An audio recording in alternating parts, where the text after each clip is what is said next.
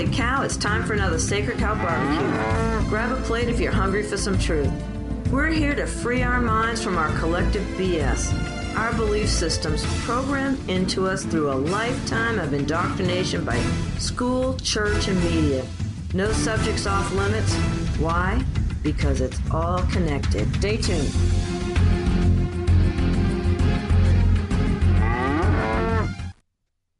Good evening, everyone. Welcome to another Sacred Cow Barbecue. It's Thursday, April 28th in Bolshevik America.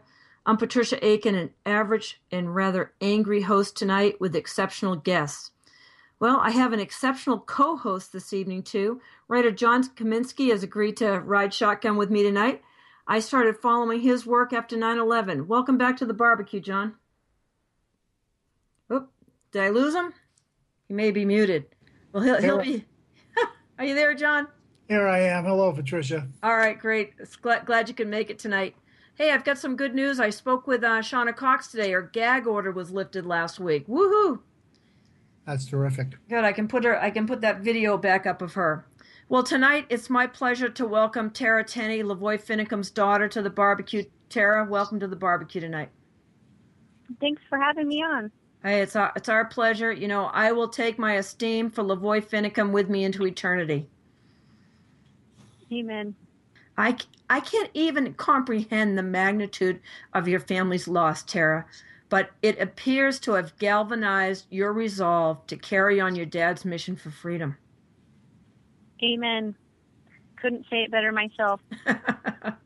Yeah, I was, so amazed to meet you at when we were at the arraignment hearing. I think that's what the one it was. They're getting to be a blur down there in Vegas, and but you folks have a whole lot going on.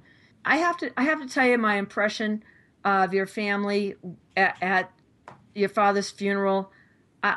It was such a mix of emotions, but I could not have done what your entire family was able to do.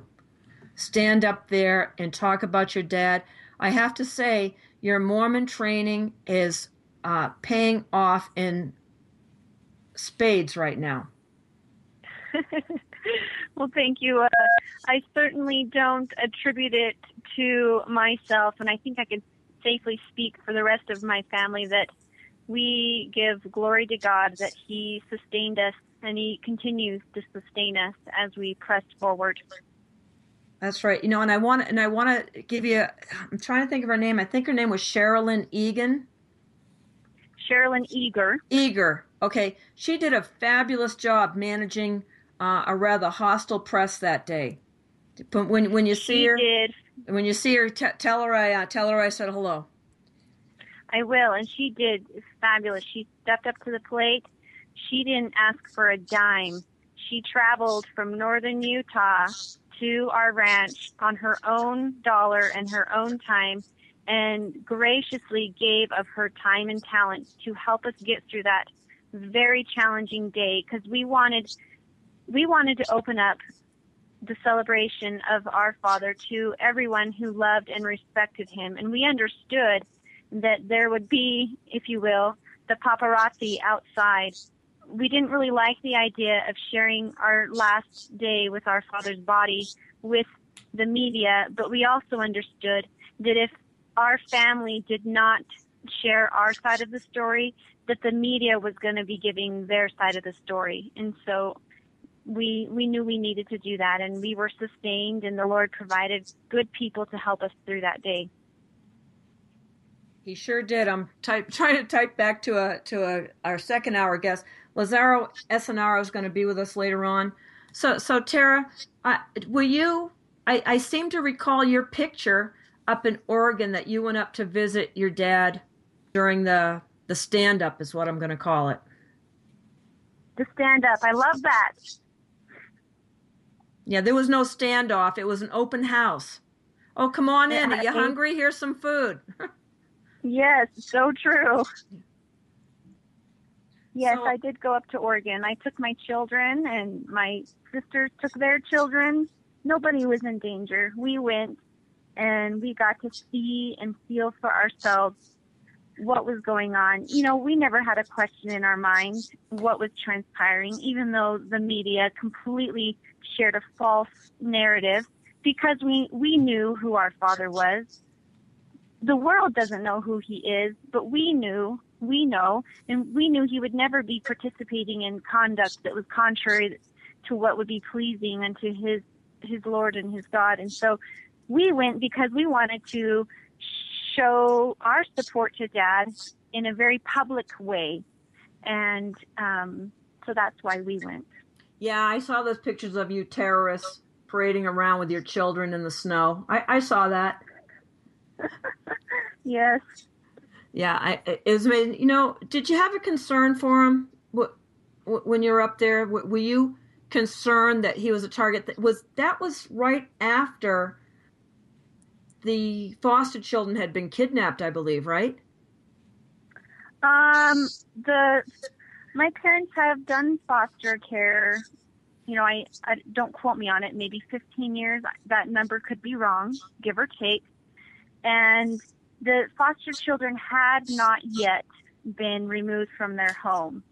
My mom was in correspondence with their caseworkers and with their licensing workers, and they were very much aware of my dad's political stance. And they were very transparent, my parents were. They weren't trying to hide anything. And their licensing workers were in contact with my mom the whole time that he was up there. And then they made the decision as an agency that if Dad does not come home on such and such date, then we will have to consider, the idea of removing the foster children from the home because of political reasons. Not because we think that your home is not fit or not because we think that they're in any danger, but because the agency needed to protect itself politically, if that makes sense. Well, it shows that they were being leaned on to do it because my feeling is that they thought by taking your father's financial wherewithal away that he would sit down and shut up. Yeah, and my dad, when my dad has his mind set to something, come hell or high water, nothing will stop what he feels he needs to be doing, especially when he has the blessing of his God. And he had a clear answer to that he was doing what he needed to do. Well, I know he only went up to Oregon. It was only going to be overnight. He said he was grateful that he brought a clean shirt. That him and Ryan Bundy were set to go up there, do the protest, that rally that Saturday and come home.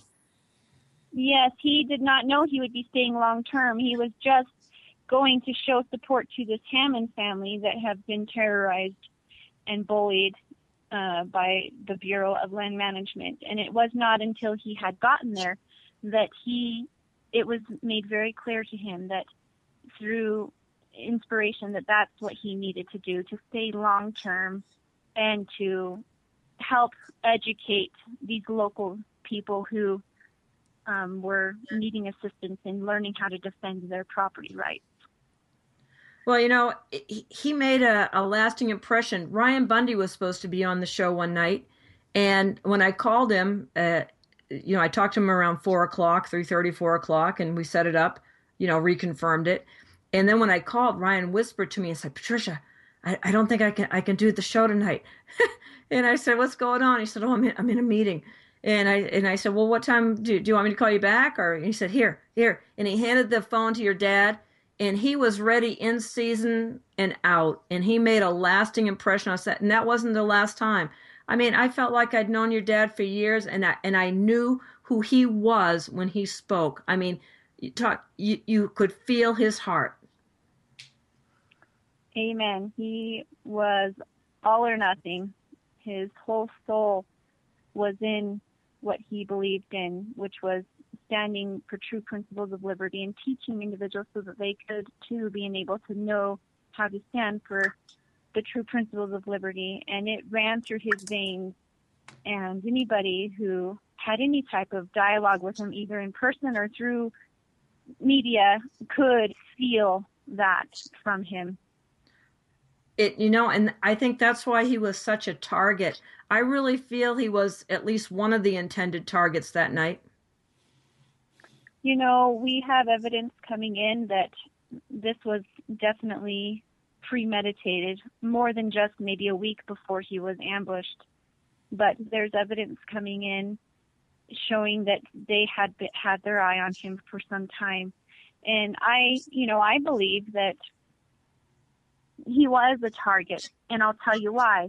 Because he was very powerful and very effective in reaching into the hearts of the people that were listening to him, and helping that individual to gain an understanding of the principles of liberty. Oh, yeah, they didn't want that getting spread any further. They really had to shut that down. That's what they were seeking to do. I think it was Senator Ron Wyden who called it a virus and how it needed to be stopped before it spread. And this virus that he's talking about is the spirit of liberty. And how can we have this spirit of liberty? Because it threatens our, tyrannical rule over these people that we are oppressing. So we have to stop it. But little did they know that they have awakened, a sleeping giant. Murdering my father has caused 11 little LaVoy's to have fires ignited within them, not suggesting that we are going to pick up arms and go to war. But I'll tell you what, our voices are just as powerful as our dad's. Our passion is just as burning as his is. And I think that the Lord will enable us to be just of a powerful tool in teaching the principles of liberty as my dad's voice was. Well, I have to say amen to that. John, anything you want to add here?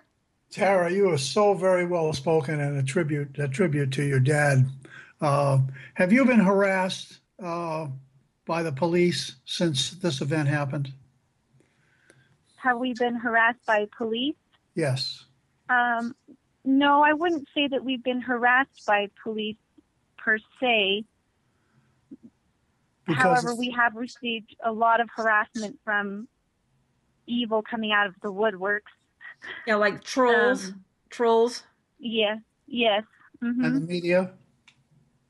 And the media, yes, has demonized my family, told false narratives, complete outright lies, and my mom has had some exchange of words with her sheriff about, she asked him if he would protect her and her ranch and her cattle if the, BLM or the federal agents were to come in and try to seize her cattle. And he pretty much delivered the clear message to her that if she was going to exercise her Second Amendment right, that he would not, assist. Be there to protect her, to assist. Yes. And so we have had those difference of opinions in the leadership speak very clearly to my mom what they will and will not do. And so I don't know if you would call that harassment, but we are discovering where people stand, either on liberty side or despotism side. I'm kind of surprised to hear the sheriff. I don't know which sheriff's department that is, but I thought the sheriffs were I think there were three departments or three counties that actually came out and participated in security and stuff at your dad's funeral. So I'm surprised to hear you say that. Yeah, I don't doubt it, but I'm disappointed. Is what I should be saying. Yeah, I don't have the exact details, so I can't speak to it further. But that is what my mom has relayed to me. I don't know what has materialized since then, and it's been 2 months since that conversation has gone on. But Thara, if I'd like to. I'm sorry. Go ahead. Oh, go ahead. Oh no, you go ahead. I was going to ask if the feds put your dad on a list. Are you worried that all the little Finicums are on a list as well? I choose not to entertain that idea. I wouldn't put it past them I'm probably at the top of their list because I am one of the most vocal of my siblings, and I do not hide. I am very transparent in where I stand and what I believe. And so therefore, I believe that makes me a very clear target. And after my father's assassination, something changed within me. And the only way that I can describe it, and I'm going to slaughter it, but I no longer care, or it no longer concerns me if I too was to be assassinated. My living does not hold the importance that it used to. My resolve to stand for true principles of liberty is more important to me than the idea of possibly being a martyr for it, if that makes sense. I think and that was a very weird transition that happened within my soul, but it is very real. And I think my dad, I know my dad was to that point. He said so himself, that some things are more important than life, and freedom is one of them. And it is my wish that all Americans had this flame within their souls, because then we would have a different reality today in America. We really would. Well, we've let this slip away. Yeah, we really have, and it's been by design. And I'd like to talk about, if it's okay, what the real reason was for my dad going to Oregon. Oh, please do. We'd love to. We'd love to hear that. I heard his version of it. Let me hear what you think. I'm so grateful for, as demonizing as they were, I'm grateful for the media and all of the news conferences and the interviews that I now have on records, that I can go and I can see my dad and I can hear him, and that helps his spirit to stay alive within my eyes. But my dad was a principled man. He was a virtuous man.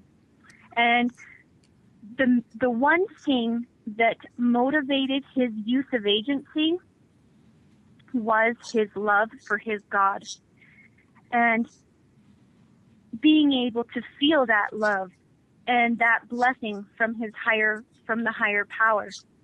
And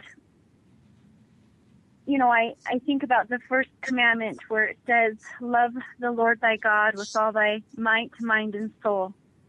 And my dad did that to the best of his ability, considering he's human. He made mistakes and he fell down on his face, and he would always get back up again. But that was always at the root of his motivation. Now, I really speak religiously when I talk about him, because that is who we are. It's in our veins. And so to speak about my dad and not religion, I can't separate the two. And so I hope those who would prefer me to speak separately can have a little bit of patience in that regard. But the second great commandment. Well, Tara, I just have to say, most people, I think people are starting to realize that we're spiritual beings having a physical experience here. And the more we get in touch with that spiritual part of us, I think that the more it has to just come out of us. So go right ahead. We're hey, if we can't have freedom of religion, then we might as well just call it a day. Amen to that. The second great commandment is to love thy neighbor as thyself. See, my dad's journey of learning about true principles of liberty is much like my journey or your journey or Joe Moe's journey.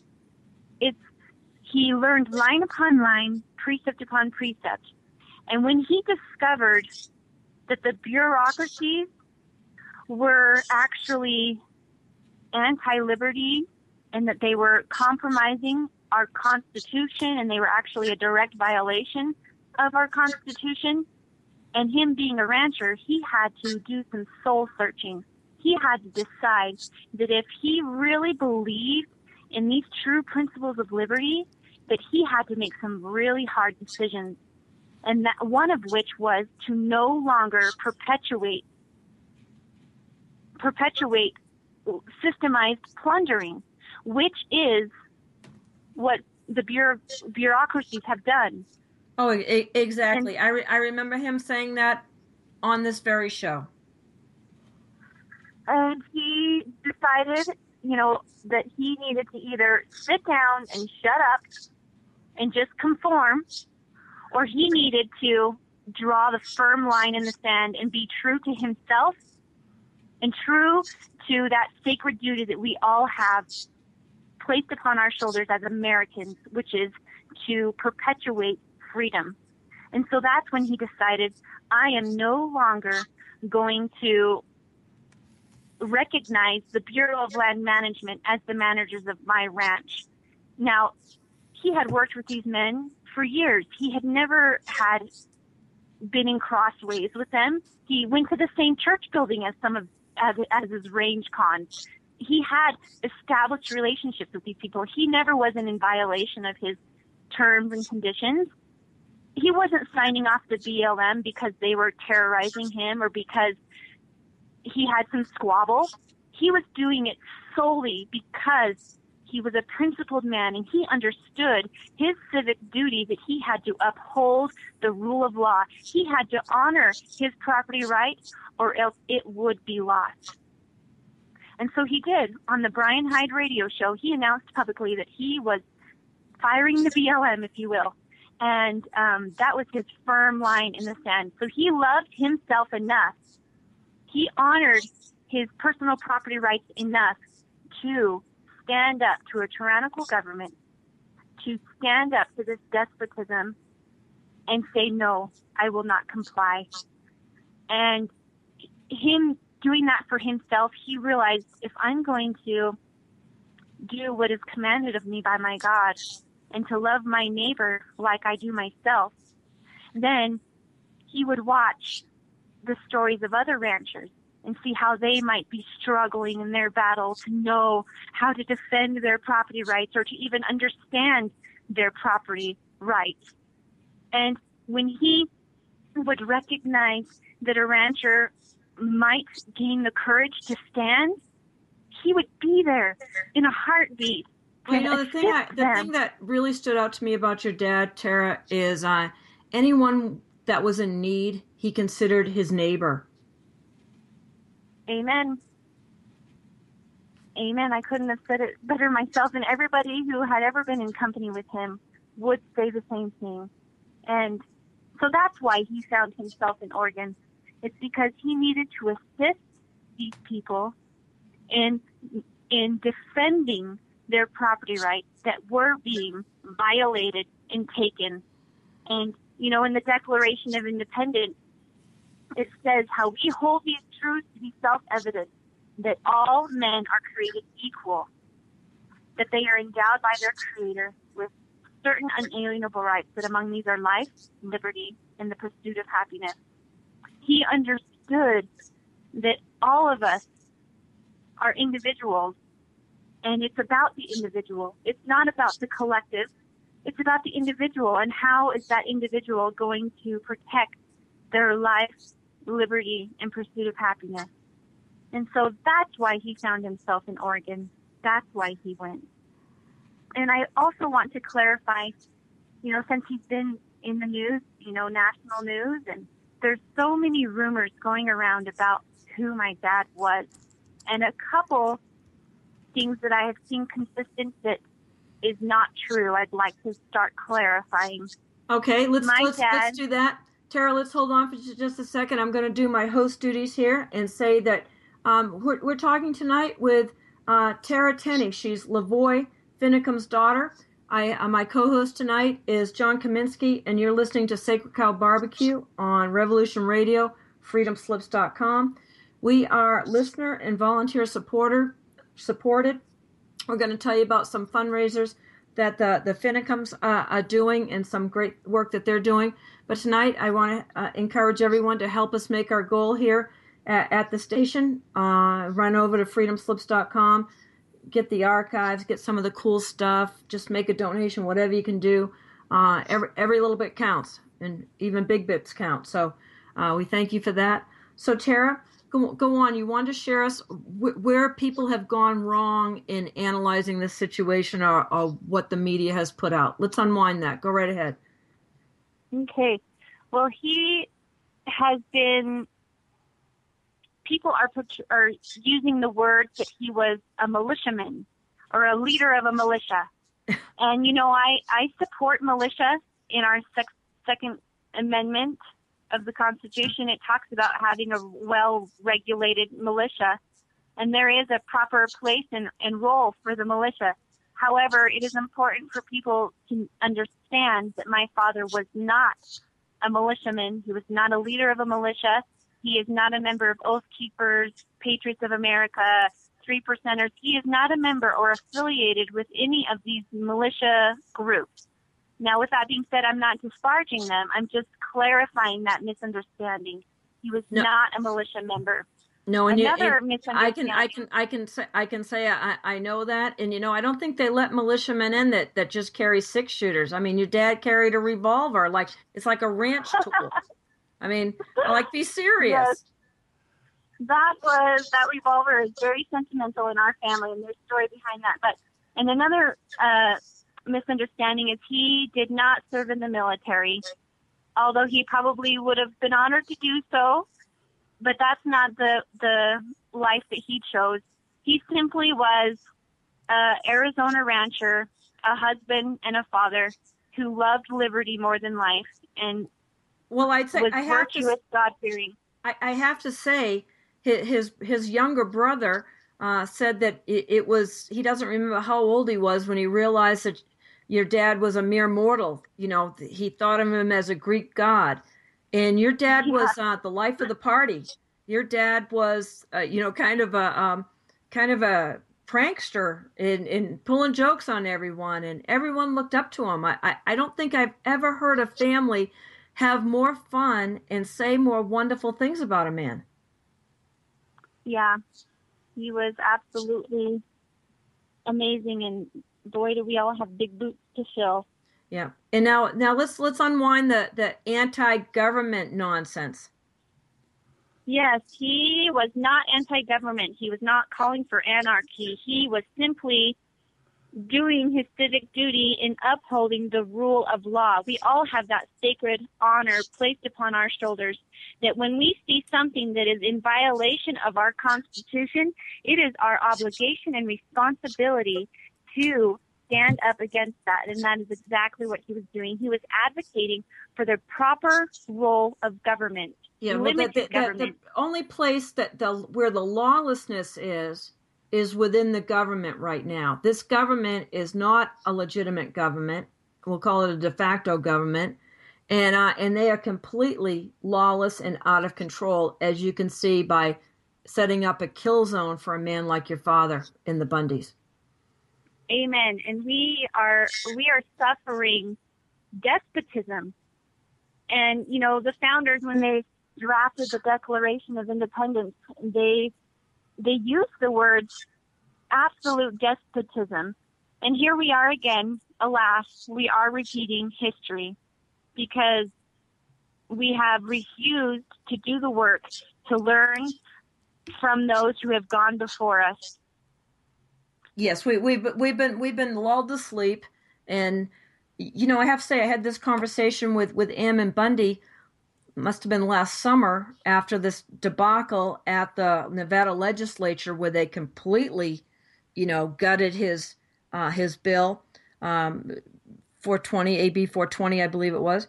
And he said after that he was so disheartened, he started looking into the history of what was going on in 1770 that led to 1776 and all that. He says, the parallels today between colonial America and the oppression that they were suffering and what we're suffering today, it's exactly the same. People couldn't get a fair shake in court. I mean, even if you could get into court, The Kingsmen had all the power. They could do whatever they wanted to you, and you had no say back. And if that's not what's going on today, you have to be kind of blind not to see it. But somebody put up a great meme on Facebook and said, eyes. I think it's something like eyes don't matter if the brain, when the brain can't see it, or something like that. I got to get that quote again. People don't want to see this. They've been programmed that the government is all powerful and we should do whatever they say. No, we should do whatever they say that's in line with the Constitution. And what's not, we need to stand up. Yeah, and I think, I've asked my question, how have we gotten to where we are now? And I'm going to quote scripture again. It says we are destroyed for a lack of knowledge. We simply do not understand the principles of liberty. For if we did, we would be able to recognize that policy that's put into a bill and be able to vote it down. But rather, we are so deceived by these counterfeit liberty policies because generations have not been taught these true principles of liberty. And so we are not able to recognize anti-liberty even when it is presented to us. Yeah, well, really, we've been so dumbed down. I got to tell you, getting some amens here in the chat room, and someone who says one only needs to watch LaVoy's YouTube channel from the oldest to the newest to learn who LaVoy was and what he stood for. He told the world, they just need to listen. Very nice comment. Thank you so much. Thank you. And, my dad always talked about how we, as a society today, people live in a delusion that all is well in Zion and that we prosper. And some people choose to stay in this delusion even when they've been given tidbits of truth and understanding. And the reason why they choose to stay in this delusion is because it pricks something that's scary. Because nobody wants to realize that we are in a tyrannical world that's full of despotism and that people are being tortured all over the place and that Americans are killing Americans, and that's just so much horror that I don't want to invite into my life. Yeah, we call that cognitive dissonance. People would rather believe a lie than believe the truth because the truth is so uncomfortable. John, you write about that all the time, don't you? Well, I have so many questions, but my sorrow at Mr. Finicum's death is certainly doesn't compare to Thara's or yours, Patricia, because I wasn't a neighbor. I wasn't involved in the standoffs in the Western United States. But I was very pleased by Thara's description, and I've been yearning to hear this phrase used by the national media, that this was a premeditated murder of the finest kind of American citizen by a government that consists of the worst kind of American citizen, criminals who are willing to sacrifice everything that every soldier has ever died for to preserve in this country just to make a few bucks. And I was just so appalled by the reaction of the general populace in Oregon and elsewhere at the indifference that this event has created in their minds. I mean, they just really don't care that they could be in exactly the same position and they wouldn't have stood up to it as well as LaVoy Finicum did. Thara, I wanted to ask you, there's been a lot of rhetoric on the parts of various groups about how they're going to stand up to the government. And I realize that this ambush the government foisted on your father and the other people who were in that convoy came as kind of a shock. It was a sudden surprise. It was unexpected. But do you feel let down in any way that the population at large didn't rise up to protest the injustices against the Hammonds and the Bundys, and perhaps if they did, that this might have saved your father's life? Well, I could speculate all day, and it would get me nowhere except for in more despair. True. And so because my energies are so needing to be focused somewhere else, I just choose not to even go there. But this much I will say. The Lord is in control, and his ways are not our own. And I draw great strength from that eternal truth. And it may not make sense in my mortal mind, the way things have played out, but I'm going to hold firm to that knowledge, and it keeps me through. Okay, I'm going to challenge you on your scriptures here, Thara. You know, Mm-hmm. I used to be a Pentecostal missionary and what have you, but I believe that the Almighty wants us to line up with his will. And we can't say, oh, it's just up to God. No, we have to have faith and believe, because he says, as a man thinketh in his heart, so is he. And I think a big part of what we're going through in the transition that we need to make on this is that we need to believe that we are already victorious. I don't know what your Bible says, but my Bible says when we pray and ask, believe that we've received it. We need to get in a victorious mindset and heart set here that we can continue this mission that your dad and the Bundys have, started here. I'm so glad you brought that up, because it takes me back to what we were talking about previously about this delusion and how people are choosing to remain in this delusion. And in speaking with my dad once, when I was in conversation with somebody, and their response to my conversation with them was really disappointing to me, and I expected something different from this person who I had, I guess, put on a pedestal. And I was having this conversation with my dad and asking why, and he impressed upon my mind how people choose to stay in their delusion because it is a comfortable place to be. And when somebody refuses to be uncomfortable, it just is one manifestation of the lack of refinement that they are lacking, because, we have to be willing to suffer with those that suffer. We have to be willing to lay it all on the altar, as uncomfortable as it may be, to earn the reward of whatever it is. Well, so the media in the schools and our enemies have kept us so focused on this so-called reality, which they totally manufacture, that we forget that we're eternal beings, and that this life isn't that dear. I mean, like you've said, you've had a real change of heart about that. And so I think we're all here for a reason. It says he knew us before the foundation of the earth. I think we've all have a mission in this, and it's no accident that we all know each other during this time, and we're all here for this battle.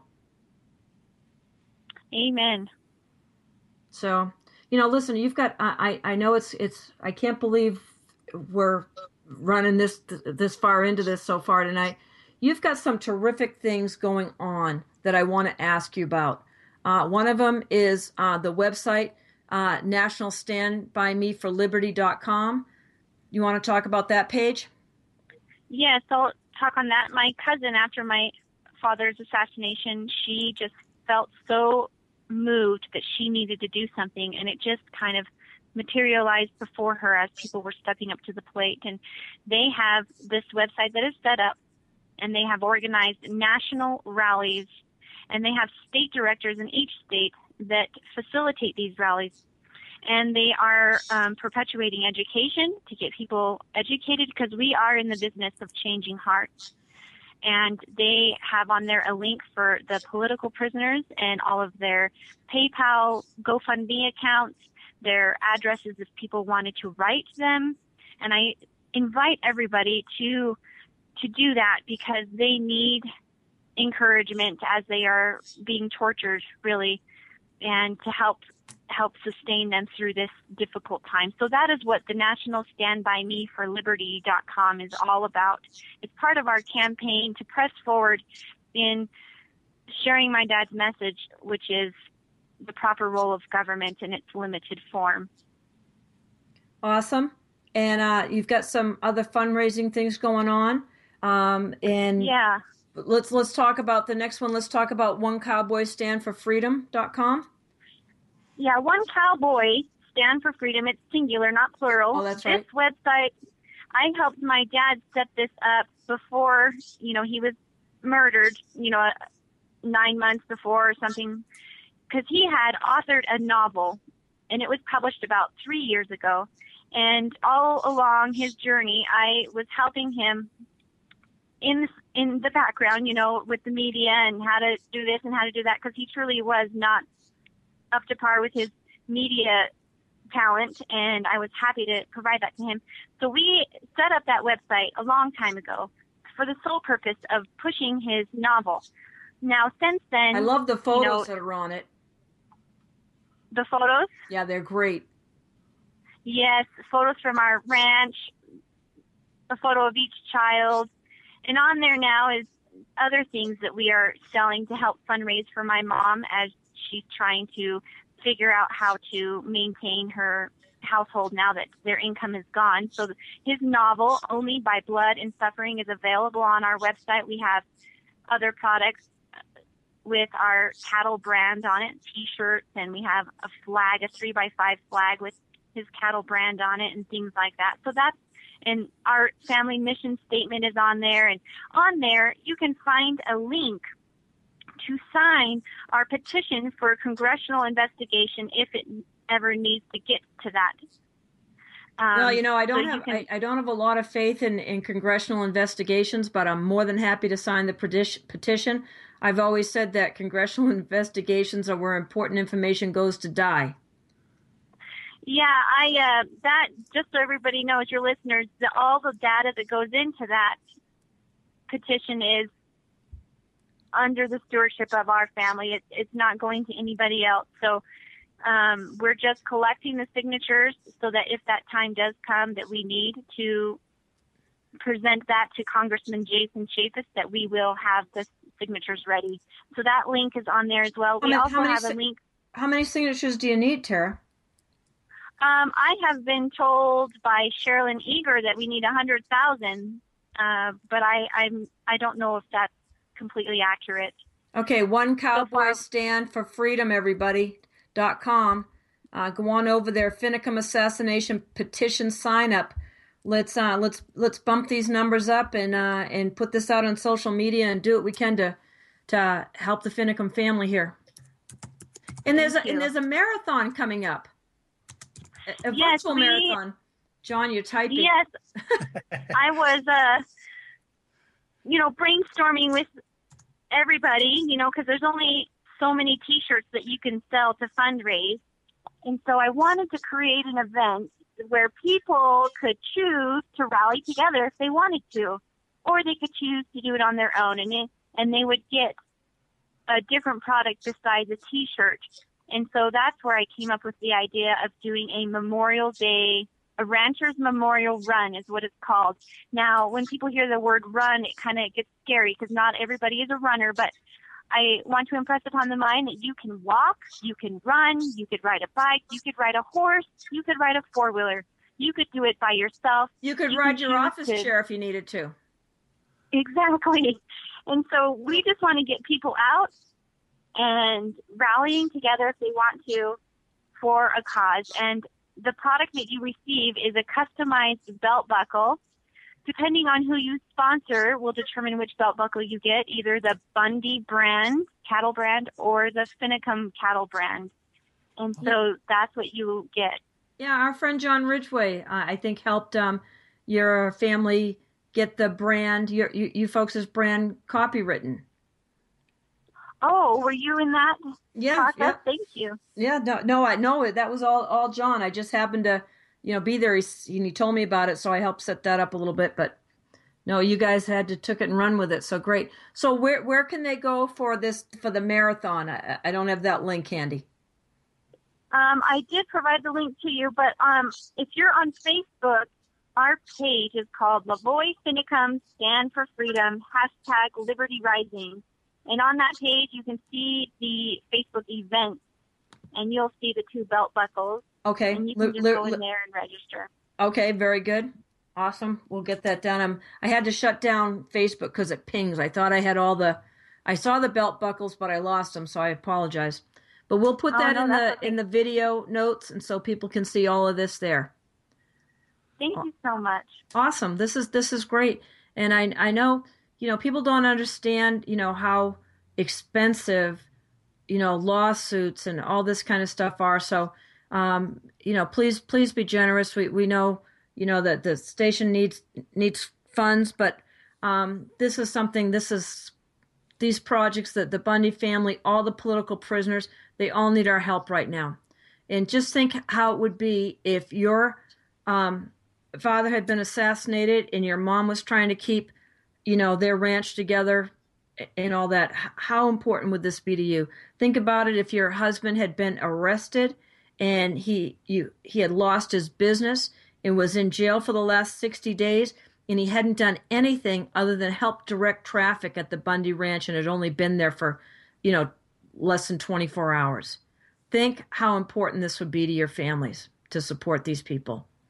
So Thara, tell us what else you see coming of this. Well,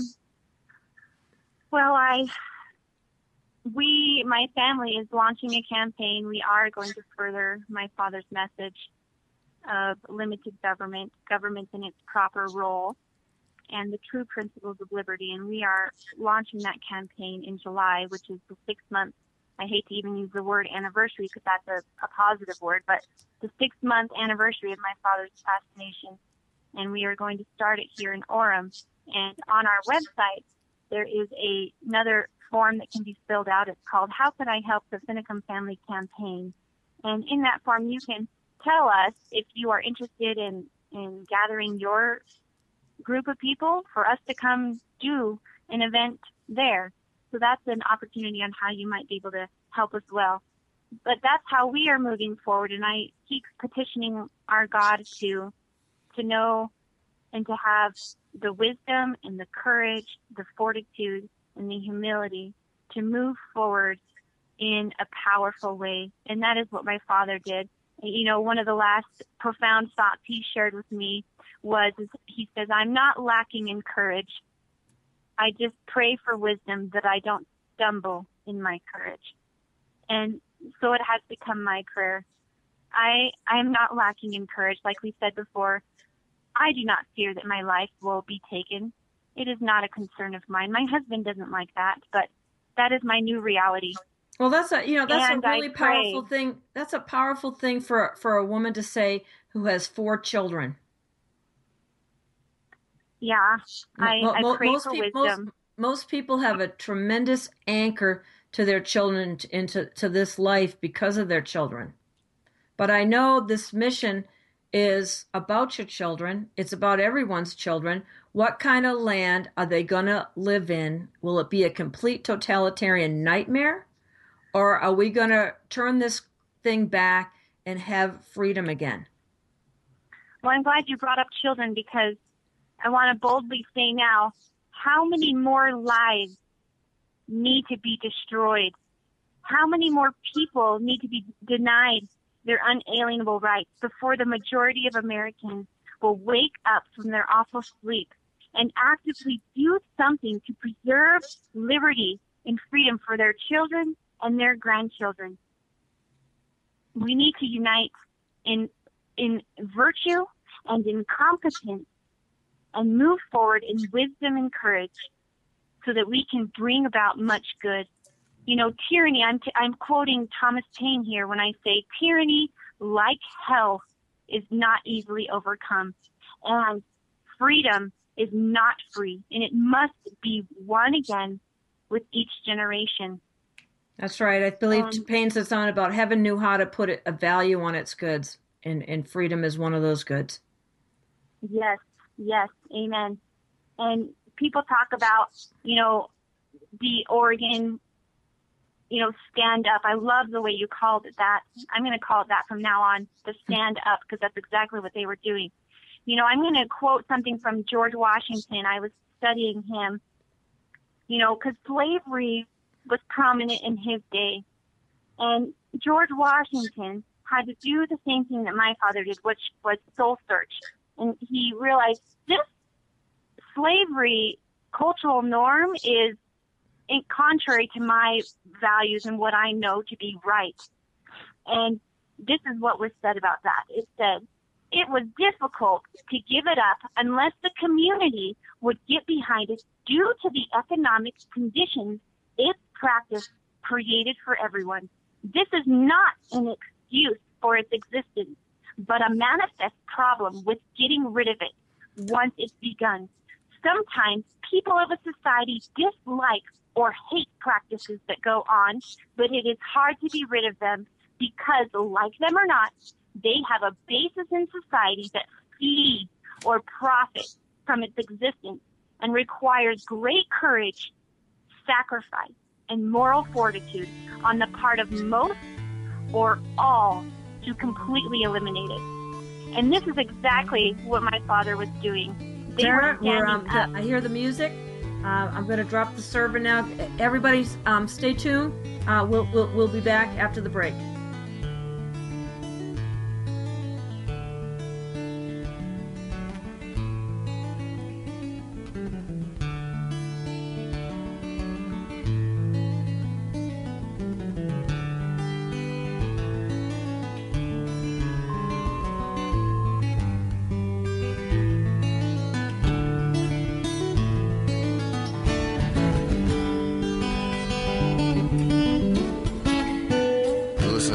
Radio at freedomslips.com, and we'll be right back after this message.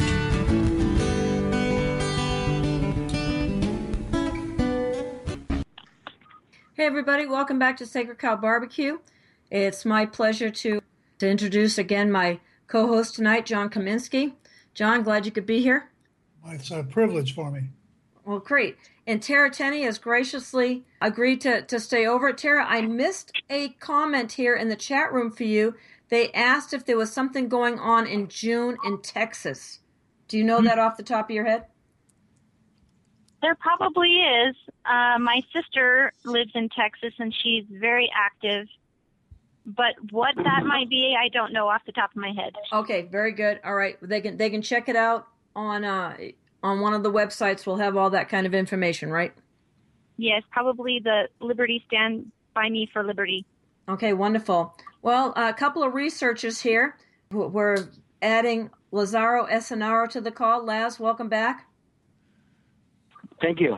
Okay, and also Thom Davis from High Desert Roughstock, and also the Cowboy and the Lady. They've been doing some great research. So what do you, if we can go to the Les Zeitz story, Lazaro, and maybe Tom can chime in. I know Tara's going to be interested in this, and John will probably have some questions here. Can you give us the Reader's Digest version? Who is that, and what part of this story is he?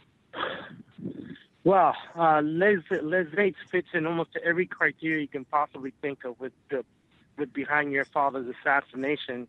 Just like all the politicians, and I'm gonna name them: Ted Ferrioli, Ron Wyden, Cliff Bentz, Stacey Davies, Jeff Berkeley. Okay, Stephen E. Grassi. No problem, Laz. Let's just focus on Les Zeitz tonight. Well, okay, we're going to say there's not 6 degrees of separation, that he's connected to everybody. In what way? You sent me some images last night of tweets and things like that. Fill us in. Right. Who is he? So Les Zeitz runs the Oregonian. His wife, Scott Callister, runs the Blue Mountain Eagle. And then both of them operate what's called Malheur Enterprise. Then from there, they also have a thing called Clearwater Publishing, and AK named Rogue River Publishing Corporation.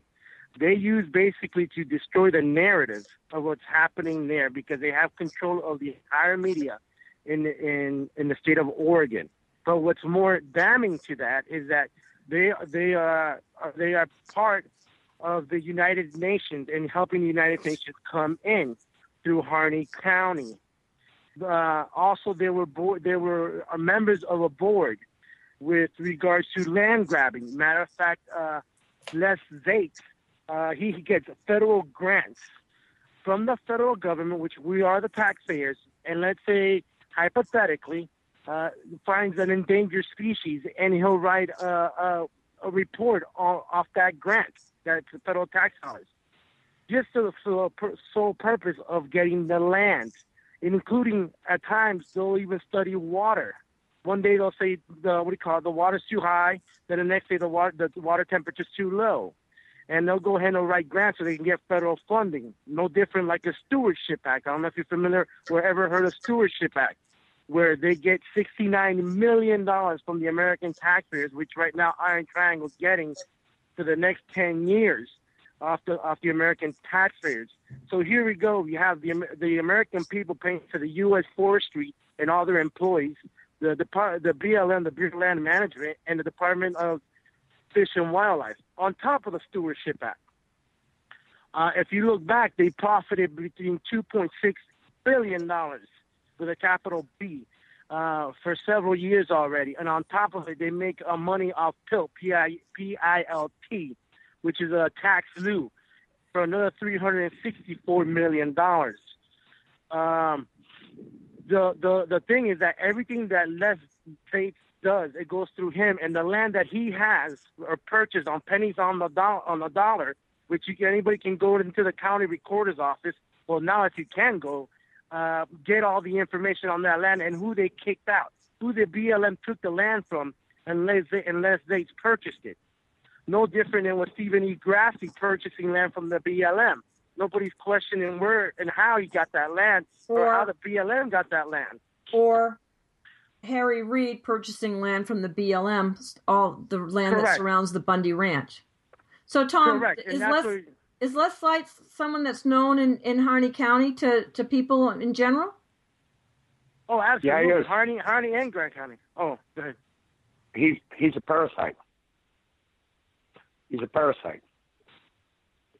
I told him that I didn't want him in our county, that I'd like to meet him and take him to the county line and kick his ass out of our county. We don't need his type here.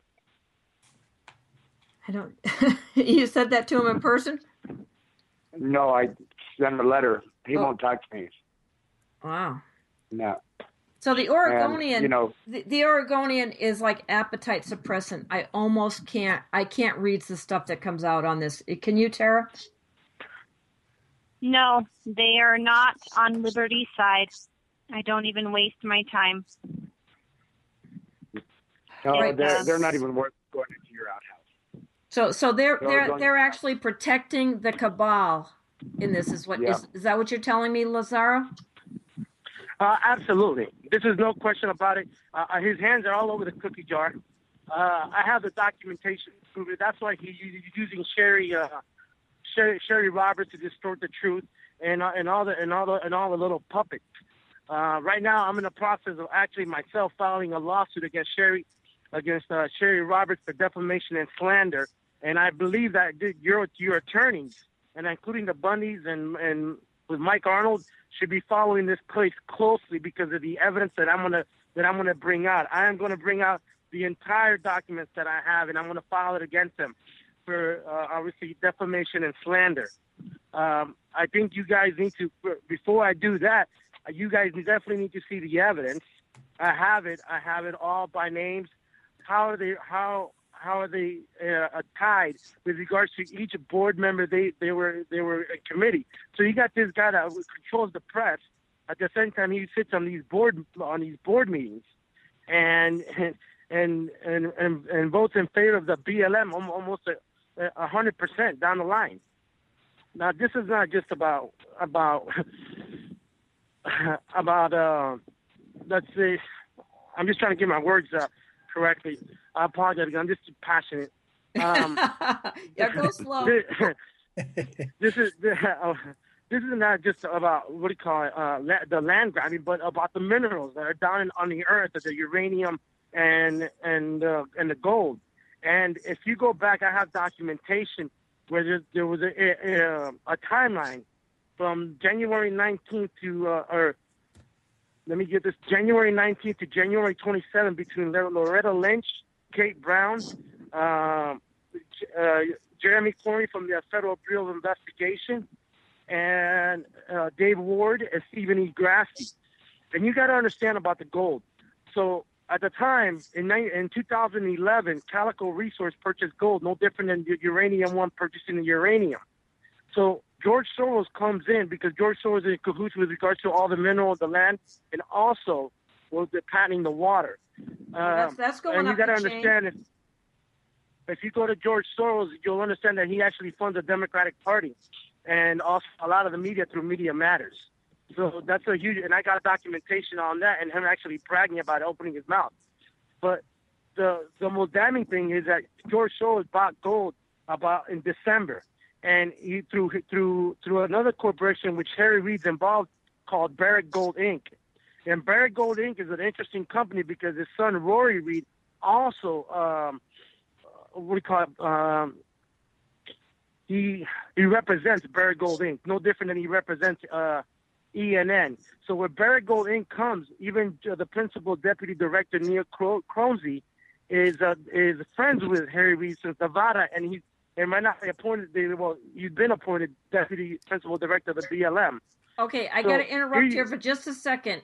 When you mentioned Neil Cornsey used to be an assistant or an aide to Harry Reid. He's now the head of the BLM. And if you didn't see that video of him in front of a congressional hearing with a congressman from, I guess it was northern Arizona, named Representative Gossar, I think, Gosar. I don't know if I'm saying his name right. But he was stonewalling that congressman, and the congressman was calling him on it. So I could tell he was squirming. And so I sent that clip to a friend that does reverse speech analysis. And he said the two words that jumped out of him clear as day was sheriff and Chinese, listening in the reverse speech.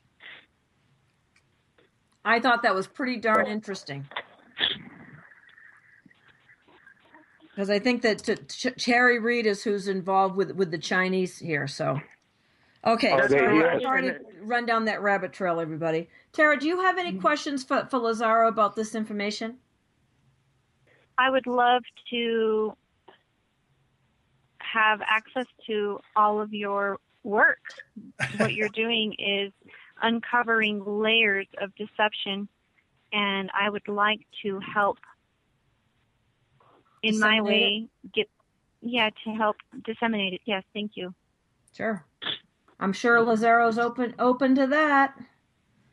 Oh yeah, I'll open it up and I'll tell you exactly which committee they did. And if you want to go to Rod White and Jeff Merkley, there's actually in 2008 you can look it up, which I already printed it out and put in the PDF file, and it's already in several thumb drives. They bragging about how they're going to go on and grab land, how land was going to be gone to the BLM. This is in a 2008 publication.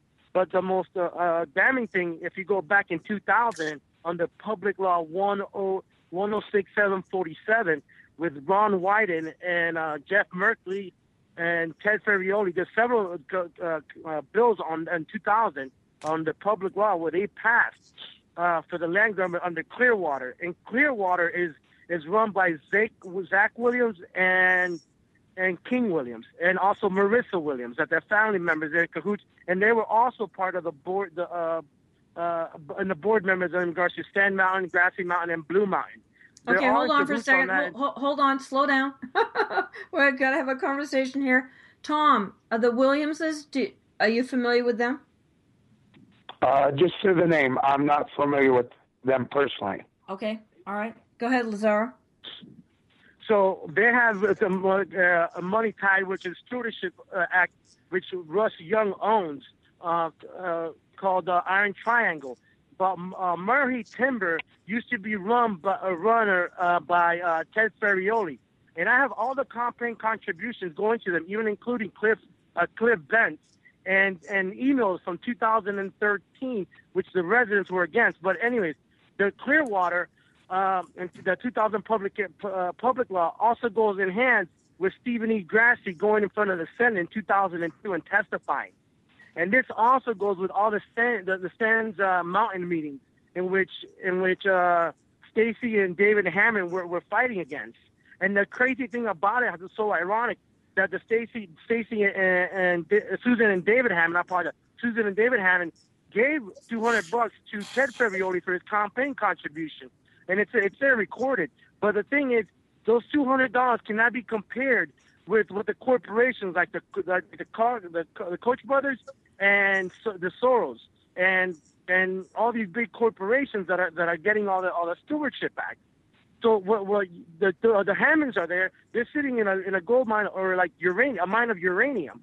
And what's crazy about this is here we send our military to go fight for our freedom when Hillary Clinton is giving uranium to the Russians through Uranium One. But prior to becoming Uranium One, it was called Venture One, and it was a company, the corporation, which is all these are foreign corporations, including foreign corporations in which Les Bates is involved in.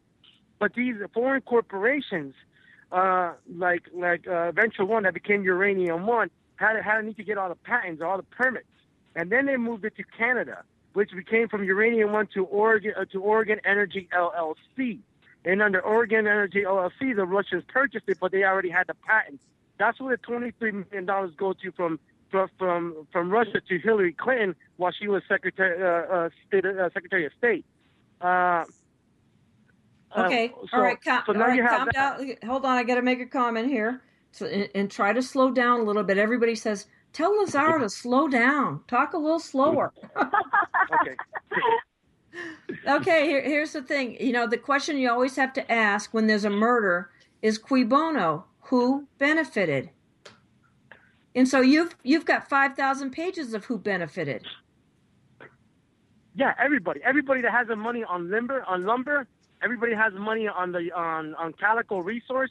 Everybody has money in Uranium One. And then anybody that's getting land from the BLM, that's purchasing land from the BLM. Matter of fact, there's a guy named Dan Jordan. If you go to the Sands Mountain meetings, Dan Jordan was going to get $10,000 a month for the BLM to use it, and he's an employee of the BLM. No different than with Stephen E. Grassi purchasing land from the BLM. Well, that doesn't seem like he's ruling in favor of the BLM. That doesn't seem like an arm's length transaction to me. Call me old-fashioned. Well, yeah, it's sickening. We are in the disgusting, sickening state that we are as Americans because we have people in power who have a perverted lust for power. Exactly. They're sociopaths. Tall men play basketball. Sociopaths play government these days. They have no conscience. These people are without conscience. Tom, do you have any questions about this for Lazaro? Any comments you'd like to make? Yeah, I do. Hey, Lorenzo. Now, can you answer your questions? Does Stephen Grassi own a place in Sun Valley? That I do not know. That I do not know. However, I've heard that he does own a place in Sun Valley, and Sun Valley is very upscale, like Aspen's, Aspen, Colorado. Upscale vacation destination. And if he owns that, how in the hell does he afford it on a county commissioner wage? That's a good question. And buying an upscale property like that. Yeah. Well, Harry Reid lives at the Ritz-Carlton. So. Yeah. So. And okay. What I would do. Yeah, go ahead. For the Finnegans and the Bundys, I'll give them a list of who to depose, indict, subpoena, to appear and produce, and including their IRS tax return for the past 7 to 8 years. I have a lawyer, a very good lawyer. I was talking with Tara and John about him earlier. They want this information, and also a researcher, friend of it, legal. He's more like a paralegal. And they very much like this information because they're hoping to join these cases and they want all of that. So Lazaro, these families are indebted to you for the research that you're doing on their behalf and on the behalf of America to get our freedom back. Amen. Thank you. Oh, not a problem. This is not just about me. This is about our children and our grandchildren.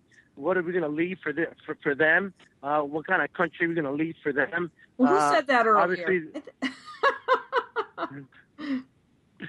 The thing that also bothers me is not that I commend you for what your father stood for, and I respect him a lot. Our military is also the ones that I'm more worried about, because here we are, we're sending our military overseas to go fight for freedom. At the same time, here we're giving uranium to our enemies because of Hillary Clinton, and then it goes to Iran, and then from Iran it goes to the hands of ISIS. So why are we sending our military to go fight for freedom, to sacrifice their life and limb? So when they come over here, your own government? John, I know John Kaminsky is going to, agree with me on this. I believe ISIS stands for Israeli Secret Intelligence Agency. That's correct. And that's correct. I wanted to interject something here. Lazaro has so much terrific information that I think, and especially feeding it to Thara, I think the point has been reached where we need to be circumspect about some of the names we're tossing around, because people who don't like us are listening to this show, and this a lot of this information would be appropriate to say to a lawyer, but I don't know how appropriate it would be to blast over the airwaves, because we know what can happen. Well, the thing is, there's some people feel like being open and notorious is your get out of jail free card. Maybe it is. Well, the thing is that if they decide to silence me, and I know they probably will, that's okay, because I already made my peace. No different than LaVoy, what he stood for. But at the same time, the thumb drives, and people already know how to articulate it. So they have all the information. So that won't be a problem. Well, that's true. Ammon did a lot of collected a lot of information as well, and I know they handed it all to the FBI when they were playing good cop bad cop with them, and they gave it all to them, and because they were gonna investigate it, and which makes me crazy when I hear that. But I know they spread it to the four winds as well, electronically and hard copies. So a lot of information is out there, and we just need to round it up now. Okay. Yeah, the campaign contributions are the biggest things, because guess what? Kate Brown, and this is where I tell them, who are you going to go to? Because Ted Ferrioli is going to cover for Kate Brown, because Kate Brown donated to Ted Ferrioli, no different than Jeff Wyden donated to Ted Ferrioli, and Ted Ferrioli donated to Ron Wyden. No different than Cliff Benz donating to Ted Ferrioli and vice versa.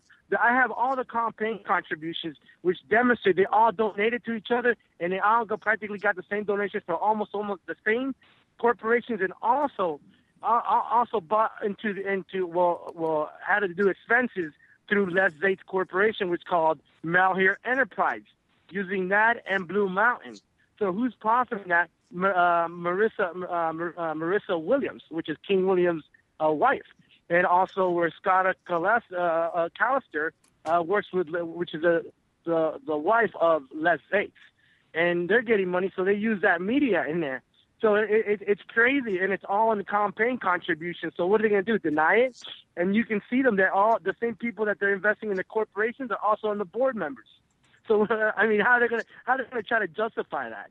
And you know what? My heart goes out to the people of Harney County and Grant County of what they have to deal with. And I'm glad that they have Palmer there in Grant County, but in Harney County, I mean, these poor ranchers, they're getting railroaded.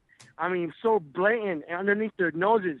And they don't even realize that. And like the Hammonds, I mean, this is fraud. And what I need to tell people is that fraud has no statute of limitation. Right. And I advise everybody amen to that, my friend. friend. Amen to that. And get all your documents, because guess what? Ted Ferrioli's wife, Maria Ferrioli, worked in the clerk of the courts. So I beg everybody, anyone that lost their land, to go back into the county recorder's office, into the clerk courts, and see the day frame that she was actually working or employed there, see if any of that evidence disappeared or if that evidence was destroyed, because all that's obstruction of justice. And if she tampered with any of that stuff, so Ted Ferrioli can go ahead and do the land grab, because I have all the documentation and all the emails from families that were saying against this. This is why they outed the governor, the previous governor. They outed him because they said that it was corrupt. But actually, if you look at his bill, HB 2534, you'll understand a whole lot of things, that he was actually going to give land back to the people. On the contrary, this didn't go hand with he had to go. Yeah. So if you look at what do you call it, as Stephen E. Grassie's bill with Cliff Bentz, it's called HB 334. You'll understand that that's why they passed Sage Grouse, which also was confirmed through Kate Brown's executive order 1518 or 1318. I think it's 1518. So you can look up that executive order. I have copies of all this. So this all goes back into, and Les Zates is the one that's always writing all these, participating in commissions, and also getting grant money to write in respect to the, let's say, hypothetically, Sage Grouse. And that's how they go and get the lands. Yeah. I mean, just that's like right. that. That Endangered Species Act has been, used and abused for maximum Marxist, skullduggery. That's all I can call it. So, yep. Now go ahead. Now, Tom? that's any connection with biodiversity and suckling? Okay. Is there any connection there? Lazar, I don't know did you hear Tom's question? No, yeah. Is that towards me? Yes, I think so. Yes. None of us know about it. The name suckling does come up. I'm still not able to pinpoint where he actually lays on this. There is not as obvious as the names that I've already articulated. I've seen his name, but I haven't actually invested all my time in that, because I mean, just as the amount of time going through all the campaign contributions and then making this tree and going through all the committees that they all participated in, making another tree and then coming back. And it's overwhelming. But now that you said that, I will I made a note of that, and I will start looking into that. Yeah, I know you and Renee Powers have had conversations and stuff, and you do it out in the open on FedBook. So, yeah, it's pretty fascinating how outspoken all of us are here. Speaking of, we have to be because if we're not, and let's say hypothetically something happens, something accidental happens to me, because I'm healthy. Yeah, and you don't sound the least bit depressed or suicidal. No, I'm not, and all that. But let's say something happens to me. The information's already out. People know where to go. Go to the campaign contributions. The thumb drives are out there. People know where to go and look at the names. And then from there, everything else lines up with all the meetings that they all participated. And it's there. I'm more than happy to work with anybody, especially with the LaVoy's family and the Finnegan family. I know I wanted to go down there to show you guys the documents. It's grinding, especially the families in Harding and Grant County. I want to go there. Matter of fact, I want to face every single one of them one-on-one. Just to look them in the eye and say, how can they do this to the people? I mean, how can they rob them blindly is what they're doing. And then trying to cover it up and justify and laugh about it. Like David Ward when he saw the pastor, when he was gunned down. I mean, this is ridiculous. I mean, here you are. We have a guy that should be right now in front of a common law grand jury and being tried under Article 3, Section 3 for treason. Because if he took an oath, then he violated his oath of office. So, I mean, this is serious, and they think that it's funny stealing, land from the people. If they do it today, if we allow this to happen today, what's going to happen tomorrow? I can tell you about Stephen. I can tell you about Grasky. Yeah, good. He came on to my place. Just a second, Tom. I've got to do our little station ID kind of thing. And Okay. tell everybody you're listening to Revolution Radio at freedomslips.com. And you're listening to Sacred Cow Barbecue. We are listener and volunteer supported. Nobody here gets a paycheck. And so please support the station. We've got a lot of things that we're asking you to support tonight. And we're just asking you to dig deep, give up that Starbucks coffee, do something, donate the money here at the station this week. At freedomslips.com, get the archives, get these great seed packages at springtime, man. You're going to love using those, and help support the station, because we don't have advertising for the most part, so we can talk about this kind of stuff. And so it's great. And I want to say you're drinking out of the fire hose tonight with Lazaro Esanaro. Tara Tenney's been giving us a great lesson here on the Constitution. Thom Davis always has great things to share, and my co-host. We're pretty much sitting here filing our nails, right, John? Patricia, you had me here to ask you a question. Okay, go ahead. Or two. Tell us about your experiences meeting with the prisoners. Okay, I'll go over that for a second, but let me. I'll go back to that in a minute. But Tom wanted to say something about Stephen Grasty. Oh yes. I'm going to let Tom do that first, and then we can talk the prisoners and what happened in this corrupt show court that we've got going on here with the Bundys. Go ahead, Tom. Back to Stephen Grasty. Okay, with Stephen Grasty, I had a situation occur down on my place. I had 2 miles of fence and running on the line, 60-foot right-of-way on the road. Stephen Grasty came in and said all of Harney County, on a handwritten note that he said was dated 1927, that Harney County had an 80-foot right-of-way on all roads, cow trails, in Harney County. He sent down, without a court order or anything, without appearing in court, the road department came in and tore out my fence and jerked everything out, let it on the ground, and that where my cattle were, and just no problem. And that was only my mile of fence over hundreds of miles of fences in Harney County that is closer than my fence was to the county road. But he came in on my fence and tore out my fence with the road department without a court order. Stealing land. With LaRazzo was talking about stealing land. There you go. He's stealing land. 2 miles comes to these people think they can get away with it all. Two people are reminding me. There's a question in the chat room, and I know somebody's going to have the answers. What has been found about Masonic involvement in Harney County in this whole nightmare? The Masonic, we have a big Masonic lodge down there. Stephen Grasky is 33, I think it's 33 degree Masonic. Masonics go up to it's 119 degrees. It gets eviler and eviler as it goes. Mm-hmm. Stephen Grasky is in 33. We have the big Masonic cave down here, Mulhair Caves. I've been down there several times. You go down into it, there's a lake down a half mile down into it, freshwater lake. There's an altar in there, grandstands in there. I would love to get a DNA kit to find out if there's human blood on that altar. Because it's sick. It's kind of creepy when you go down in there. And you know what the funny thing about it is that Stephen E. Grassi is a probate, and he deals a lot with children and stuff like that. Obviously, he goes around the state, and because I think the only probate there, from my understanding. Yes. And most of the children there are either gone missing, and nobody knows where they go. That's something that I would like to... Harney County is ranked number 1 in teenage suicide, in children committing suicide in per capita in the United States.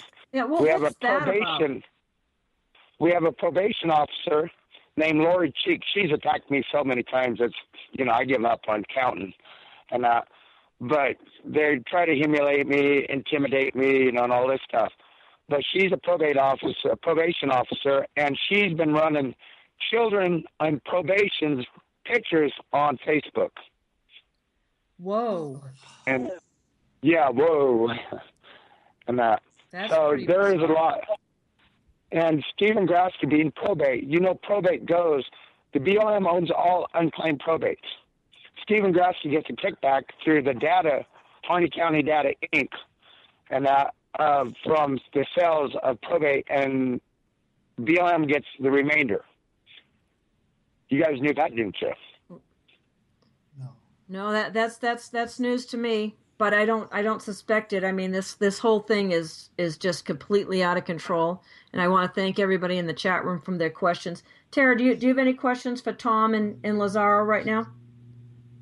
I don't have a question. I will get Lazaro's information from you when we're done, if that's okay. But I do want to make one statement, if that's okay. I would like to impress upon the minds of the listeners that when we have men or women in office who seek for power, when we have men and women in the office who seek for the glory of the world and who stomp under their feet God and his eternal laws, and stomp under their feet freedom and the welfare of their country, tyranny cannot but help be the byproduct of such leaders. And so it is what Lazaro has illustrated in his in-depth research of the corruption of these leaders. And it comes back down to the individual. It is up to the individual to understand the principles of liberty, and then it is up to the individual to vote into office an individual who will be virtuous and competent and stand up against despotism. And it is our gross negligence that has gotten us to where we are right now, because we have allowed such anti-liberty people to get in office. Yep, that's so true. In Harney County, they want to snivel about the corruption in Harney County, but every one of them will turn their back when it comes time to face the fact and get these people out of office. Yeah, well, we have I've said for a long time, we have the government we deserve. And, yep. it's because go ahead, Tara. God will not be mocked. He can only stay his hand of justice for so long before he cannot withhold the great condemnation that is awaiting us. And, because of the despotism that we are suffering, good people who are virtuous and principled are being forced to cross the Rubicon. And that is exactly what my father did, and Ammon Bundy and Ryan Bundy did. They were forced to cross the Rubicon to stand for principles of liberty. Well, that's a great segue to John's question, and everyone's welcome to chime in on this. Last Friday, I was greatly encouraged, as was everyone of the Bundy supporters in the courtroom. There was a hearing to decide whether this was going to be a complex case. We're talking not Oregon, but the Nevada standoff case, the Bundy case, was going to be ruled a complex case. And a lot of the attorneys, unfortunately, got up and said that they told their clients that if they said complex case, they would waive their right to a speedy trial. Well, when the political prisoners realized that, they said, "Oh, no way, we're not going to go for this." Even Cliven had said, "Oh, it's a complex case." It's not a complex case. And Ryan Payne's attorney, a woman by the name of Sherry Kaufman, got up and she just totally, threw that right under the bus, complex case. And everybody that got up after her that spoke on the defense side all supported that. It was like a landslide. This is not a complex case, and they do not want to waive their right to a speedy trial. And the judge was great. Her name is Judge Lean. Betty Lean. I thought she did a great job, managed everything well. The prosecution was over there. They were just going crazy, rifling through papers, panicking. And so we thought, all right, finally, something went our way. But then later on in the week, they didn't issue the order right away. And I said to several people, well, if they come back with a complex, saying this is a complex case, that the fix is in. And so sure enough, yesterday, they said a complex case. That means that this case will not go to trial until February of next year, February of 2017. And a lot of these men were only at the Bundy Ranch for 24 hours or less. Some of them, all they did was direct traffic with the state troopers. You can't very well be impeding federal officers when you're assisting officers. These are all trumped up charges. The prosecutions refused to give any discovery up until now. and that the judge finally got after him on that. But the fix is in to rule this a complex case and deny these men, their right to a speedy trial. Technically, they're supposed to, from the time they're charged and come to jail, they're supposed to have 70 days to put them on trial. Eric Parker says, I'm ready to go to trial tomorrow. These men don't need the discovery because they know what they did and did not do. I mean, there's no mystery to any of this for them. And so the lawyers are getting up to speed, but it's they need, and they're working. They tell me, an investigator I spoke to today said they're working diligently to get these men released pre-trial. Men like Micah McGuire has lost his business. His wife has been forced to take their children and move into her parents' home.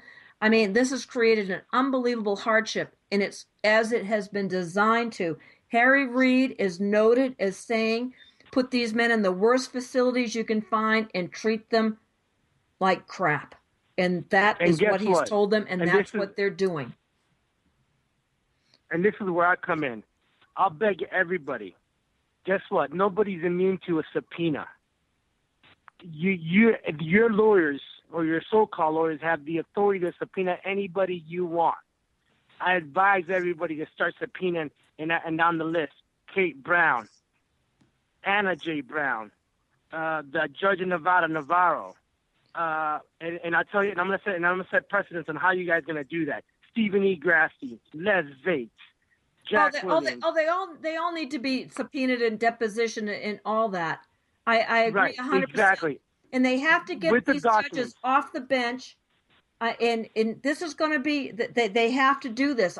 Otherwise, but gee, with the Supreme Court justice being murdered this year, do we really think we can push this to the Supreme Court and get any justice there? I don't think so.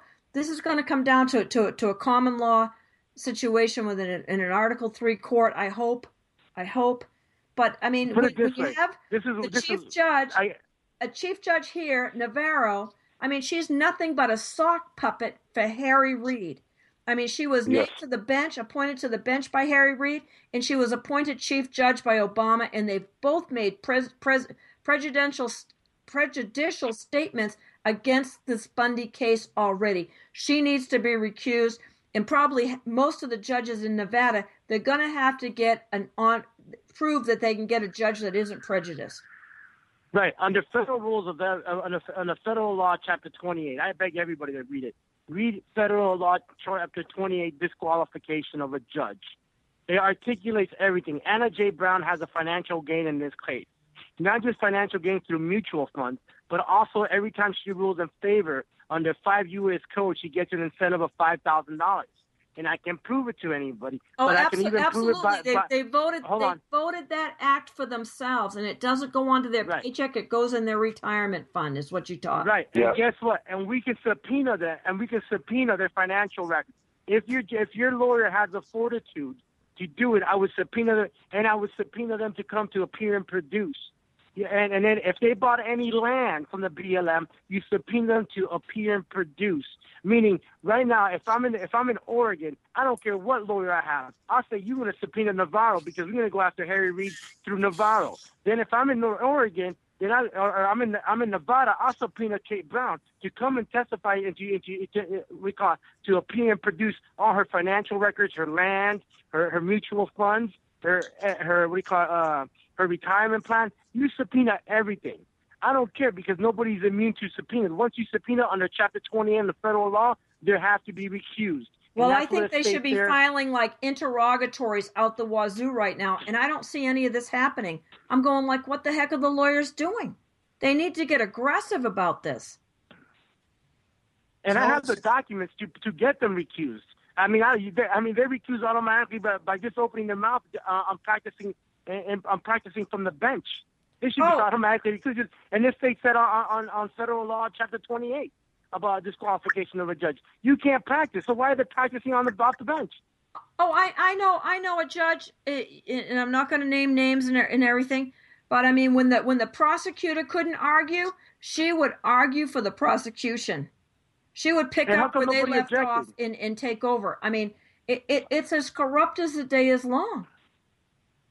And this is and the you know thing. what? The Department of Justice said, I mean, or in the 50s, it was said on that show, Longines Chronograph, when they were interviewing a representative from New York that was on the House judicial subcommittee.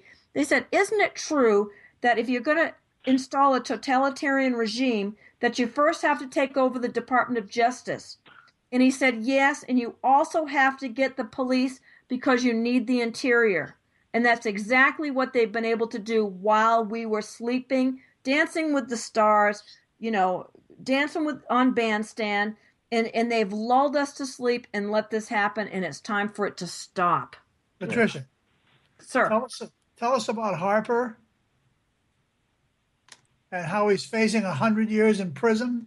Yeah, it's absolutely ridiculous, and absolutely ridiculous that he's the famous picture of the so-called sniper on the bridge. These men were afraid for their lives. They came down. 3 of them drove down from Oregon. There's a 4th Oregon from Idaho, and they're just good men. They were standing up. There was no conspiracy. Eric Parker just met Cliven Bundy for the first time last Friday in the detention room. Oh boy! Just met him for the first time. They didn't get. There wasn't any conspiracy. They weren't pointing guns at federal officers. I mean, he couldn't even. First of all, they're going to have to be able to prove who were the federal officers, because most of these men were, from what we can see, were mercenaries. There was some Metro down there, but no badges, no insignias, no nothing. Full battle rattle, but mercenaries. And we know from snipers in the helicopters that they were under contract for 3 raids. When we were talking about this a couple of days ago, Patricia, I told you that I was not, in the media that I monitor, I was not receiving any information about what was going on. So I want to ask Thara and anybody else, what are the websites that people should be looking at to keep abreast of all these developments? Well, I'd say one of the first ones is going to be the Cowboy and the Lady on Facebook. That's Thom Davis and Renee Powers. They're doing a great job covering this stuff. Okay. What else? Thara, what do you think? I would say there is a page that's developed titled Citizens for Constitutional Freedom. Yes. And I have been in conversation with the admin of that page, and I believe his efforts to be true. Great. Okay, Citizens for Constitutional Freedom. Because any place else that people can go. I mean, because this information is not making the major news digests. Oh well, there's no way it's going to. They're suppressing it. I'm not talking about mainstream media. I'm talking about the good internet sites. Lady Goddess is another one, and Professor Boom is another one. That's actually, matter of fact, his video is coming out. It's going to be beautiful, articulating everything with respect to uranium. Please keep your eyes on Professor Boom's material. It should be coming out shortly. So you're saying these are video channels on YouTube? Correct, on YouTube, and they have their own radio show also. Are you saying Professor Doom with a D like Delta, or Boom like correct, Bravo? Delta, yeah, Delta OOM, Doom. Okay. Professor Doom, and then Lady Goddess. Okay. Yeah, and people on Facebook have been great about getting this out, and you're being monitored. What the Fed said on last Friday is they have 200,000 pages of data from Facebook to go through. Oh, boo-hoo. Poor them. Well, good. They can. I'd like to be the first one on the list, so they can go through all my information that I have for the Bundys and the Finnegans and the Hammonds. So much of this for the Bundy Ranch is repetitive stuff. I mean, when someone puts something out, 3,000 or 4,000 people, look at it, and so it's not as daunting as they're trying to play. Patricia, what's the likelihood that any of these people are going to be out on jail, or are any already out on bail? Oh, well, there's very few. And John Ritzheimer is one of them out of Harney County. He's the only one I know of up there. There are other men that were let out, and they're back in now for whatever reason. And there's one person that really needs to be out, and that's Greg Burleson. And he is legally blind and just became blind at the first of the year. And when I visited him last Saturday, he had to be wheeled into the room in a wheelchair. He can't get around. He's lost 45 pounds. They've screwed up his medication. He was on certain medication. They changed his medication when he got into this facility. And there has to be a huge lawsuit against this facility. The showers run cold in the medical isolation that he's held in, and he can't even take them because it causes his body such pain. So it's cruel and unusual punishment. Ryan Bundy yesterday was still in what they call segregation, that's solitary confinement. That's a 6-foot by 9-foot box, and they are not even giving him a pencil and a piece of paper. That's how frightened they are of this man and what a great job he's doing defending himself. They're very worried him as a pro se litigant. They can control attorneys. They can't control a pro se litigant, and they're very worried. So by calling this a complex case, we're looking at the Bundys in particular being held without bond until next February. That's what they're trying to do. And so I was assured by an investigator today that the lawyers are working on getting these people out. And so it's just disgusting. Lazaro, you were going to say something, I think? You know what? Start deposing them. Start subpoenaing all these people. Why don't they just start deposing and subpoenaing these people and having them come in? Oh, I know. That's what I would have done a long time ago. Well, they've got like 8 or 9 different defendants here that are non-Bundy defendants. They've got Pete Santilli and so their lawyers need to put their heads together. I sent all the attorneys a video series that I made with Jim Marchand. He recorded it and edited it the summer after the standoff to educate these attorneys because they don't know this. They're used to defending murderers and rapists. Yeah. They're not used to defending good men who are being, just railroaded here. Crucified, basically. They're being crucified for standing up for the Constitution, yes, which is ridiculous. I didn't know the United States of America is Chinese. We live in Cuba or China or Russia or North Korea. I mean, here we are sending our military again to go fight for the oath of office for our freedom, yet the people within the Bar Association and the lobbyists and corrupt politicians are incarcerating people for what our military goes and fights for? Is that freedom? Well, I don't think our military is fighting for what we think that what they're told they're fighting for one thing. And number two, I mean, it's just this is to discourage, make no mistake about it, it's to discourage any person from ever standing up to the government's tyranny again. They want to make sure that no one ever stands up against this. And if these men lose, that's what we're looking at. But I don't think a loss is possible. We have to be in prayer and faith and supporting this 1,000% to make sure that these men are exonerated and sent home to their families. Thara, absolutely. And go ahead. Thara, this is John. I just want to say, because we're running out of time, that it's been an inspiration to listen to you, and as well as the rest of you. And the American people need to understand what an important event this is, and your words will help them do that. I appreciate everything that you've said. Thank you. And I'll just end by saying I want the world to know that I am petitioning my Maker. I'm petitioning my Maker for wisdom, for courage, for the fortitude and humility to press forward. And I invite everybody to do the same, because we need the power of heaven to open its windows, to pour down a blessing upon us, to restore our lost liberty. I couldn't agree more, Thara. Amen. And tomorrow is Cliven's 70th birthday. Oh. And the best birthday present we can give him is our heartfelt prayers and intention for a win here, and for him to be set free.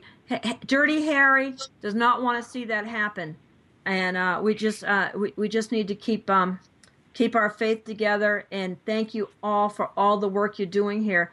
It's an honor to know each of you, an absolute honor. Thom Davis, any parting remarks? I say, Tara, your father was an awesome man. I met him just a couple times. He kind of joked with my son about having a daughter that was my son's age. He said, matter of fact, I got two. I got one that's younger and one that's older than you. My son's 19. And I said, I should introduce you to him one day. He was a pretty good man. I was honored to meet him. And then I thank you that I had an opportunity to meet such a great man, such a humble man. And that was pretty awesome. And I am doing everything I can to make sure his memorial, and he's remembered for what he done for the American people here in Harney County. I thank you for the sacrifice that your family gave. Right on. Well, it's our lives, our fortunes, and our sacred honor, everyone. We're all in this together. Lazaro, parting remark? I know the music's going to start here in a moment. To the Department of Justice, to the FBI, I know they're good members and bad members. I know that. But these good individuals, these agents that believe in the Constitution, that believe that they swore in and to uphold, I beg you guys that you guys need to make the change. You guys are the ones that need to stand up. To the community of Occupy Wall Street, Black Lives Matter. Really, this affects you guys too. We all need to come together. This is not just about the Bundys or anything. This is about land, about our minerals, and about our number being stolen from us, and it affects your pockets. There's no freedom without property rights. It's life, liberty, and property. They changed it to pursuit of happiness, but it means property. There's absolutely no freedom without it. Thank you very much, everyone. Appreciate all that you're doing.